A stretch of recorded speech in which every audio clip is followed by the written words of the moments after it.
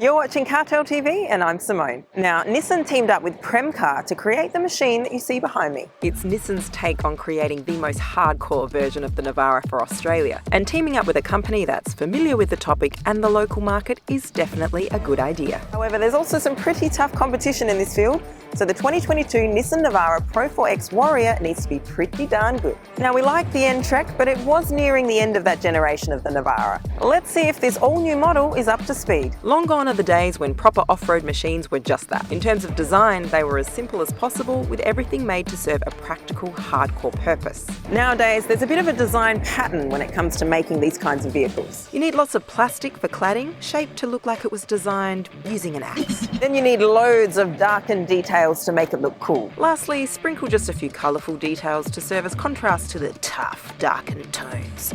Preferably red or yellow. Oh yeah, and the wheels need to be dark and the tyres huge as well. It's kind of funny to hear someone say that the old Defender or the Land Cruiser 70 series don't look hardcore enough when they were actually proper workhorses. You know, there are no darkened details on those. But you know what? These modern solutions do actually look the part. The 2022 Navara PRO-4X Warrior ticks every one of those boxes. And despite it being absolutely massive, I actually think it looks pretty nice. Some of the changes on the new model are for practical purposes rather than looks only. For example, the bull bar is powder coated now. Bull bars inevitably get stone chips, so this way, even after it happens, I guess it'll look more rustic. As it's not very likely stones will expose bare metal line. Supposedly, it was common on the N-Trek. 17-inch alloys are surrounded by Cooper Discoverer all-terrain tyres. The spare is full-size also, something that sounds like a nice bonus nowadays, but it's actually a strict requirement for these kinds of vehicles. Due to the rear suspension setup, the PRO-4X Warrior has a bit smaller payload rating than most of the models in the Navara lineup, but it's still increased over the previous model with a bit over 950 kilograms. Just as a reminder, the N-Trek had 750 kilograms of payload, so that's a nice increase. While I can imagine many of you having a whinge about this, I have to say the suspension setup is well worth the loss of around 50 kilograms, but we'll get to that. The tray is standard, the finish is okay, you get these adjustable racks with 4 tie-down points. Again, nothing special, but ticks all the boxes. The engine is a 2.3-litre twin-turbo diesel with 140 kilowatts of power and 450 newton-meters of torque from 1500 to 2500 revs. It's paired with either a 6-speed manual or a 7-speed automatic, which also has a manual mode. Officially, the engine consumes 8.1 litres per 100 kilometres. We've seen around 10 litres during our testing, but I have to say it's kind of the way it's driven and the terrain that makes all the difference. With so many options for such a vehicle, consumption will depend on the circumstances far more than for most other kinds of vehicles. Now, just one quick point before we move on. This bonnet is heavy. Like, lifting it up is like doing a lap press almost.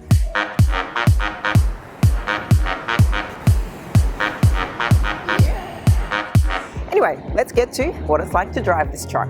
On the road, it's awesome. Far better than most utes in these conditions and definitely on par with competitors who are striving to give better on-road driving feel to utes. It's far more composed than I'd expect for a standard ute, and it's also great off-road. This is done by using better and yes, more expensive components, for example making springs softer for regular driving. But as the rear ones get a harder task, like let's say you load up the bed, a stiffer component comes into play and helps the Warrior do its job, hence the increase in payload also. In terms of driving, this means that the softer part of the setup takes care of bumps on the road and milder off-roading, which effectively makes this Warrior much more comfortable and composed. The stiffer part of the spring setup does not get involved. However, when the going gets rough, the softer part gets pressed and the stiffer one jumps into play. This is why I believe that a payload of 50 kilograms less than the standard Navara is more than a welcome trade-off for this kind of comfort and ability. Okay, so we aren't an off-roading channel and I don't want to get too technical, but we did get a chance to take it off the asphalt, and that's where the Warrior really flexed into its element.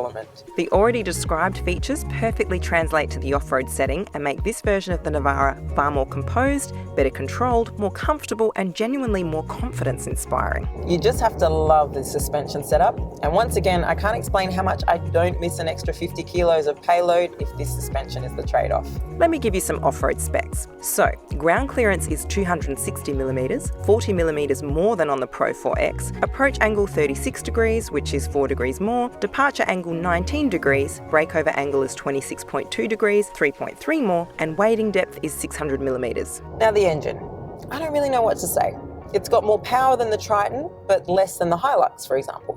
The thing is that this segment of the market is moving on to the next step in terms of power, and while it's not a huge step, it will be noticeable for a vehicle that's used to deal with heavy loads or crawl rocks. It's still good enough, but that's about it. One other little practicality point is the size for day-to-day city driving. I mean, remember, this thing is big, so the width is okay, but when it comes to parking, it's the length that's going to get you, so always factor in that overhang. The exterior of the Warrior clearly separates it from the standard Pro-4X. The interior is also blatantly clear in showing you that you are in a Warrior version, but for a much different reason. You see, it clearly says Warrior on these headrests, and that's about it.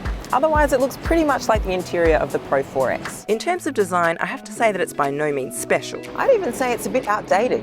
I mean, especially for a vehicle with this kind of a price tag, there's a lot of hard plastics on the inside. On the other hand, I'd say this is a welcome feature for people who'll be using the Warrior the way it's intended to be used. It will be easier to clean and less prone to damage. In short, the interior is practical, easy to use in bumpy conditions, and not the prettiest out there. Multimedia comes with wired Apple CarPlay and Android Auto, DAB radio, as well as navigation. But the screen isn't very high res. Now, when it comes to storage space, it's got the basics, but I'd prefer more.